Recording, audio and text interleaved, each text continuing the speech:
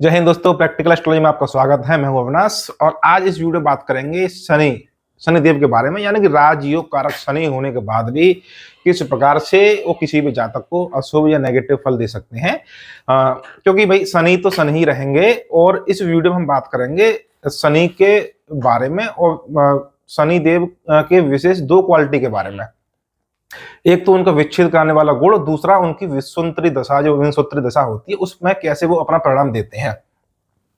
सबसे पहले हम बात करेंगे आपके शनि की आपके गुण जो होते हैं, शनि के विच्छेद करने वाले गुण। तो देखिए, कोई भी ग्रह हो आपकी कुंडली में, चाहे शनिदेव हो चाहे आपके गुरुदेव हो, अपने नैसर्गिक गुण को कोई भी ग्रह पूरी तरह से नहीं छोड़ते हैं। अब चाहे शनि किसी भी कुंडली में आपके राजयोग कारक ग्रह बन जाए या छठे आठे 12 भाव के स्वामी बन जाए, लेकिन उनका जो आपका नैसर्गिक गुण होते हैं वो उनमें हमेशा समाहित होते हैं। बस अंतर इतना होता है कि जब कोई ग्रह आपके शुभ भाव का स्वामी बनता है तब वो जो है अपनी क्रूरता को, अपनी अशुभ प्रभाव को थोड़ा कम कर देता है, और जब आपका छठे आठे 12 भाव का स्वामी कोई ग्रह बन जाता है तो अपने नैसर्गिक गुणों में उसमें बहुत ज्यादा आपकी वृद्धि हो जाती है। चाहे पाप आपके नैसर्गिक गुण हो, चाहे पुण्य वाले अच्छे वाले नैसर्गिक गुण हो, उस प्रकार से।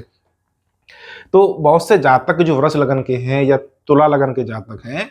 उनके मन में यह ख्याल आता होगा कि भाई हमारे शनि तो राजयोग कारक ग्रह हैं, वो हमें नेगेटिव फल नहीं देंगे या अशुभ परिणाम हमको नहीं देंगे।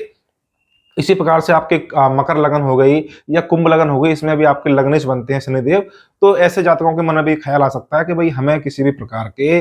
अशुभ परिणामों का आपको भुगतने नहीं पड़ेंगे शनिदेव के। लेकिन ज्योतिष के सिद्धांतों के अनुसार हम बात करें तो जो विच्छेद करने वाले ग्रह हैं उनमें आपके सूर्य, शनि, राहु, राहु का नियंत्रक और 12 भाव का स्वामी, ये जो ग्रह हो गए, जो मैंने आपको 5 बिंदु बताए कि सूर्य, शनि, राहु, राहु का नियंत्रक और 12 भाव का स्वामी, इनमें हमेशा विच्छेद कराने वाली क्वालिटी होती है। जिस भाव, भावेश और आपके कारक से संबंध बनेगा इन इन विच्छेद कराने वाले ग्रहों का, तो उससे आपके जो जो जीव सुख की है उसकी तो निश्चित रूप से वहां पे विच्छेद वहां पे कराने वाले बनेंगे। अब इस वीडियो में हम जो बात करेंगे वो शनि के बारे में बात करेंगे। तो मान के चलिए किसी जातक की कुंडली किसी जातक की वृष लगन की कुंडली बनती है, तो उसमें शनि आपके 9वें और 10वें भाव के स्वामी बनेंगे। तो नवम भाव आप सबसे प्रमुख त्रिकोण हो गया और सबसे प्रमुख केंद्र हो गया आपके दशम भाव। तो इन दोनों भाव का स्वामी आपके शनि बनेंगे वृष लगन में। और शनि यहाँ पे बहुत ज्यादा शुभ ग्रह माने जाएंगे वृष लगन के लिए, राजयोग कारक ग्रह होंगे और ये शुभ फल देंगे भी। ऐसी बात नहीं है कि शुभ फल नहीं देंगे, राजयोग कारक होने के कारण इनके शुभ परिणाम मिलेंगे। लेकिन वो शुभ परिणाम और अशुभ परिणाम की जो सिद्धांत है वो है जीव सुख। यानी कि अब ऐसे शनि का जो वृष लगन में राजयोग कारक ग्रह बन गए, इनका संबंध जिस भी भाव से बनेगा और साथ में सूर्य का या राहु का भी प्रभाव उस भाव पे या भावेश पे पड़ेगा, तो उस भाव की जीव सुख की वहां पे हानि हो जाएगी। अब मैं उदाहरण के लिए आपको बता दूं, जैसे कि वृष लगन है और शनि आपके चौथे भाव में सिंह राशि में बैठे हुए हैं, तो चौथा भाव आपकी माता का हो गया और शनि जो है माता के भाव में बैठे हुए हैं, शत्रु राशि में वहां पे बैठे हुए हैं। तो ऐसे में आपको ये नहीं सोचना चाहिए हमें कि वो चौथे भाव यानी कि माता के सुख की वृद्धि करेंगे। अगर वहां पे सूर्य बिल्कुल अगर थोड़े भी कमजोर हो गए, सूर्य तीसरे भाव में, छठे, 8वें या 12 भाव में चले गए और साथ में आपके शनि पे राहु इत्यादि या मंगल इत्यादि ग्रह का कोई पाप प्रभाव पड़ गया, तो चौथे भाव की निश्चित रूप से वहां पे हानि हो जाएगी और वो माता के सुख की हानि करेगा, माता से वियोग करा देगा या माता की शीघ्र मृत्यु वहां पे करा देगा।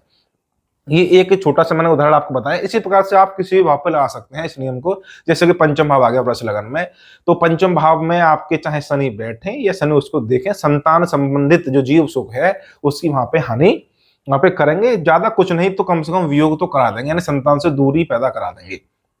अब लेकिन जैसे मैंने अभी चौथे भाव के बारे में बताया, तो उसमें आपको भूमि, भवन, वाहन इत्यादि की कोई नुकसान वहां पे आदि नहीं करेंगे। बस वहां पे जो वाहन का कारक है शुक्र बलि होना चाहिए और भूमि इत्यादि के लिए आपके मंगल भी बलि होने चाहिए, क्योंकि कारक को भी हमेशा देखना पड़ता है। इसी प्रकार से आपको पंचम मैंने बता दिया कि पंचम भाव में अगर शनि बैठे वृष लगन में या फिर आपके मीन राशि से 11 भाव में बैठ के पंचम भाव को देखें, तब भी संतान से संबंधित जो जीव सुख है, आपका जीव कारक है संतान, उस संदर्भ में आपके शनिदेव कोई विशेष शुभ फल नहीं देंगे और अंत में यह भी संभव है कि आपको संतान से वियोग करा दें, संतान से अलग करा दें। इसी प्रकार से आप सप्तम भाव को देख लीजिए। सप्तम भाव जीवन साथी का होता है। सप्तम भाव के अब सप्तम भाव में चाहे शनि बैठे चाहे शनि सप्तम भाव को देखें, ऐसे में सप्तम भाव यानी कि विवाह में देरी और यदि सप्तम भाव का स्वामी मंगल और शुक्र भी पीड़ित है तो विवाह में विच्छेद करने के भी योग वहां पे बन जाएंगे। इस नियम को आप कहीं भी लगा दीजिए, 11 भाव पे देख लीजिए, अब वृष लगन है, 11 भाव में शनि बैठ गए तो बड़े भाई बहनों से विच्छेद करा देंगे, अथवा मित्रों से धोखा, इस तरह की वो अशुभ घटना वहां पे दे सकते हैं। तो अब ये तो शनि की जो आपका जो अशुभ फल बताया गया है वो तब है जब आपके वृष लगन है और राजयोग कारक शनि है। इसी प्रकार से आप तुला लगन में भी ये नियम लगा सकते हैं। तुला में भी आपके चौथे और पंचम भाव के स्वामी शनि बनते हैं, तो जिस जिस भाव में आप बैठेंगे और उस पर आपके भाव का कारक और भाव का स्वामी भी कमजोर हो जाएगा और शनि पे मंगल राहु का भी प्रभाव पड़ेगा, तो उस भाव की वहां पे हानि कर देंगे। फिर उदाहरण बता दूं मैं आपको एक और, कि तुला लगन की कुंडली हो और शनि मान के चलिए सप्तम भाव में बैठ गए, तो पंचम भाव का स्वामी सप्तम भाव में बैठ गया। सप्तम भाव जीवन साथी का होता है, शनि वहां पे तुला लगन में नीच के हो जाएंगे सप्तम भाव में। तो एक तरफ तो ये हो सकता है कि आपका प्रेम विवाह भी करा दें और दूसरी तरफ प्रेम विवाह के बाद भी आपको तलाक भी करा दें। इस प्रकार से साथ में यदि तुला लगन में ही शनि पंचम भाव के स्वामी हो गए, नवम भाव में बैठ गए, तो नवम भाव पिता का होता है, तो पिता का भाव होने के कारण ये पिता के सुख की हानि करेंगे या पिता की शीघ्र मृत्यु करा सकते हैं। बस नियम इतना है कि कारक सूर्य भी वहां पर कमजोर होना चाहिए और नवम भाव के स्वामी जो बनते हैं बुध, वो भी मंगल या किसी शत्रु राशि में बैठे हो या शत्रु ग्रहों से प्रभावित हो। किसी भी भाव की अशुभ फल तभी आपको देखने मिलेंगे उसका भाव, भावेश और कारक तीनों ही प्रभावित हों। तो ये नहीं हमें सोचना चाहिए कि भाई हमारी लगन आपकी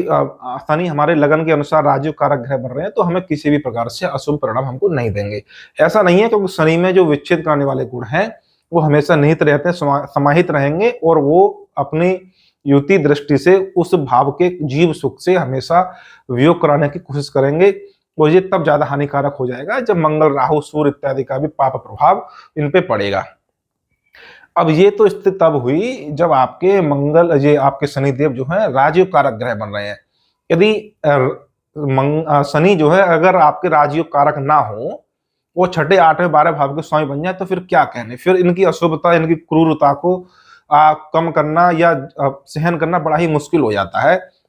किसी भी कुंडली में। तो आप इससे अनुमान आप लगा सकते हैं कि जब भी आपके शनि जब छठे, आठे, 12 के स्वामी बनेंगे, विशेषकर इनकी मूल त्रिकोण राशि कुंभ राशि छठवें, आठवें, 12 में चले जाएगी, और तब वो किसी भाव या भावेश को देखेंगे या बैठेंगे किसी भाव या भाव में, तो वो विशेष प्रकार की हानि वहां पे करने वाले सिद्ध हो जाएंगे। और तो अभी संक्षेप में हमने बता दिया आपको कि भाई चाहे शनि कितने भी शुभ हों,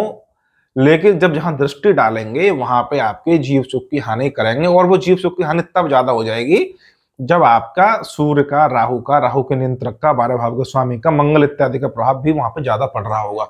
और ये अशुभ फल आपके कम तब होंगे, शनिदेव की दृष्टि के विच्छेद करने वाले गुणों में कमी तब आएगी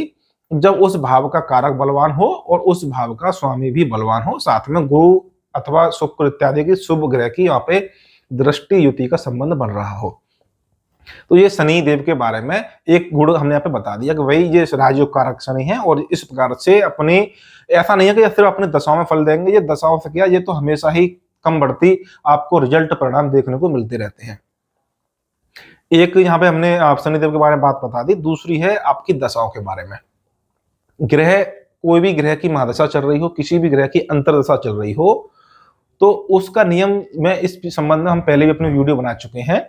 तो उसका नियम यह है कि भाई जिस ग्रह की दशा चल रही है उसका परिणाम, उसका फल तो हमें देखने को मिलेगा ही मिलेगा, जिस भाव का वो स्वामी है, जिसका वो कारक है, कारक के फल देखने को हमें मिलेंगे। लेकिन साथ में महादशानाथ जिस नक्षत्र में बैठा हुआ है उस ग्रह के फल भी हमें देखने को मिलेंगे। महादशानाथ जिस नवांश में बैठा हुआ है, ये शास्त्र के अनुकूल लघु पराशरी सिद्धांतों के आधार पर मैं आपको बता रहा हूं, अंतर संबंधित जो नियम होते हैं लघु पराशरी के, उस आधार पर ही आपको बता रहे हैं कि महादशानाथ जिस नवांश में बैठा होगा वो उस नवांश के स्वामी के फल भी देखने को मिलेंगे। तभी तो एक नियम आपने देखा होगा, सुना भी होगा, पढ़ा भी होगा कि कोई भी ग्रह अगर लगन कुंडली में नीच का होकर बैठा हो और फिर नवांश में अगर उच्च का होकर बैठ जाए तो फिर वो उच्च का ही फल देता है। शुरुआत में थोड़े बहुत नेगेटिव फल दे सकता है। उसी सिद्धांत को आप बड़े रूप में आप लेंगे तो नियम निकलता है कि महादशानाथ जिस ग्रह की दशा चल रही हो वो ग्रह अपने कारक का और जिस भाव का स्वामी है उसका फल तो देगा ही, साथ में जिस नक्षत्र में ग्रह बैठा हुआ है या जिस नवांश में ग्रह बैठा हुआ है उसका परिणाम भी देखने को आपको मिलेगा। इसके साथ साथ जिस ग्रह की महादशा चल रही है उस ग्रह के नक्षत्र या नवांश में जो जो ग्रह बैठे हुए हैं उनका भी परिणाम आपको देखने को मिलेगा। ये जो प्रक्रिया मैं आपको बता रहा हूँ, ये देखने सुनने में आपको समझने में जटिल लग सकती है, थोड़ी कठिन लगेगी, लेकिन जब कुंडली सामने आती है तो उसके आधार पे वो आपको प्रैक्टिस के आधार पे फिर वो सरल चीजें हो जाती हैं। अब वही हम आपको बताएंगे कि भाई मान के चलिए कि शनि की आपकी महादशा चल रही है और शनि आपके राजयोग कारक ग्रह बन गए, वृष लगन है या तुला लगन हो गई। अब शनि यहाँ पे राजयोग कारक का फल देंगे, निश्चित रूप से फल देंगे, कुछ ना कुछ तो वो आपको फल देंगे, शुभ फल आपको देखने को मिलेगा। लेकिन इसका आप ये भी देख लीजिए कि शनि किस नक्षत्र में बैठे हैं और किस नवांश में बैठे हैं, और शनि के नवांश या नक्षत्रों में कौन कौन से ग्रह बैठे हुए हैं, तो उनका परिणाम भी आपको देखने को मिलेगा। जैसे कि एक छोटा सा उदाहरण देता हूं मैं आपको। वृष लगन है और शनि आपके अष्टम भाव में बैठे हुए हैं धनु राशि में, और नक्षत्र उन्होंने मान के चलिए सूर्यदेव का ले लिया, और नवांश में भी आपके सूर्य नवांश में बैठे हुए हैं या सूर्य के नक्षत्र में बैठे हुए हैं। तो वहां पे आपको शनि का फल तो देखने को मिलेगा ही मिलेगा, वहां पे आपको सूर्य का परिणाम भी आपको देखने को मिलेगा। और जब सूर्य का परिणाम आपको देखने को मिलेगा तो फिर वो देखनी पड़ेगी आपकी कुंडली में सूर्य की स्थिति क्या है। अब सूर्य बैठे, आप सूर्य बनते हैं आपके चौथे भाव के स्वामी, बैठे हैं छठे में बैठ गए, तो चौथे भाव की जो हानि होगी, माता की सुख की हानि, माता के लिए कष्ट या भूमि भवन वाहन इत्यादि में कोई समस्या खड़ी वहां पे वो कर देंगे। इसी प्रकार से शनि आपके मिथुन, तुला या कुंभ राशि, इनमें आपके राशि में बैठे हुए हैं। इन राशियों में मिथुन दूसरे भाव की राशि दूसरे भाव में आएगी ये वृष लगन में, और तुला आपके छठे में, और कुंभ आपके दशम भाव में राशि जाएगी। तो इन राशि में बैठेंगे तो मान के चलिए मंगल के नक्षत्र में चले गए, और मंगल वृष लगन में जो है आपका सप्तम भाव का स्वामी है, 12 भाव का भी स्वामी, एक मार्केस का परिणाम देते हैं। और मंगल की स्थिति वहां पे कुंडली में खराब है, अस्त है, नीच है, अथवा अष्टम में छठे भाव में बैठे हुए हैं। तो शनि राजयोग कारक की दशा में, चाहे महादशा हो चाहे अंतर्दशा हो, वो आपके मंगल का परिणाम देखने को मिलेगा। और मंगल है सप्तम भाव का स्वामी और 12 भाव का स्वामी, तो जीवन साथी और 12 भाव के संबंध में आपको अशुभ परिणाम देखने को मिलेगा। इसी प्रकार से कुंभ राशि में दशम स्थान में बैठे हों आपके शनिदेव, लगन आपकी वृष हो, राजयोग कारक ग्रह दशम स्थान में बैठे हुए हैं, अच्छा परिणाम देखने को मिलना चाहिए। और लेकिन उन्होंने आपका नक्षत्र पकड़ लिया राहु का, और राहु बैठा है सप्तम भाव में, तो वो विवाह से संबंधित शुभ अशुभ घटना दे जाएगा, डिपेंड करता है सप्तम भाव के स्वामी पे। चीजें कठिन है, बताने में आपको कठिन लग रही हैं, समझने में आपको थोड़ी कठिन लगेंगी, लेकिन जब कुंडली सामने आती है, प्रैक्टिस जब हो जाती है, तो चीजें सरल हो जाती हैं। अर्थ यही है कहने का कि भाई आप शनि हो, चाहे इस नियम को किसी पे भी लगा दीजिए, किसी भी राजयोग कारक की दशा चल रही हो, विशेषकर मैं तो यहाँ शनि पे वीडियो बना रहा हूँ तो शनि की हम बात करेंगे कि राजयोग कारक शनि की जब दशा चले तो विशेष ध्यान रखिए कि भाई शनिदेव किस नक्षत्र में बैठे हुए हैं, उस नक्षत्र का स्वामी कौन सा है, शनिदेव किस नवांश में बैठे हैं, उस नवांश का स्वामी कौन सा है, फिर नक्षत्रपति और नवांशपति इनकी कुंडली में स्थिति क्या है, उनके अनुसार भी फल आपको देखने को मिलेगा। और इस आधार पे आप जब कुंडली का विश्लेषण करेंगे तो शनि के राजयोग कारक आपके जो धन, पदवी, मान, सम्मान, प्रसिद्धि जो शनि आपके राजयोग कारक ग्रह की दिशा में देंगे आपको, साथ साथ जो नक्षत्रपति और नवांशपति का जो फल है, कुंडली के अनुसार का नक्षत्रपति किस भाव में बैठे हुए हैं और किस भाव के स्वामी है, उसके अनुसार भी फल देंगे। और वो वहां पे नेगेटिव भी हो सकता है और पॉजिटिव भी हो सकता है,